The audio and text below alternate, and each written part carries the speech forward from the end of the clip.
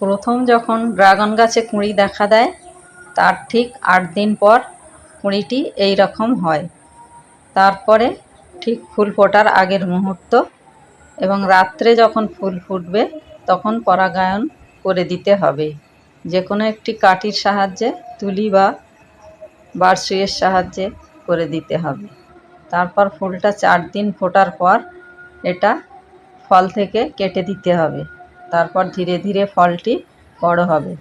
যখন ২০ দিন বয়স হবে ফলটির এই রকম হবে। আর ৩০ দিন বয়স থেকে লাল হতে থাকবে ধীরে ধীরে।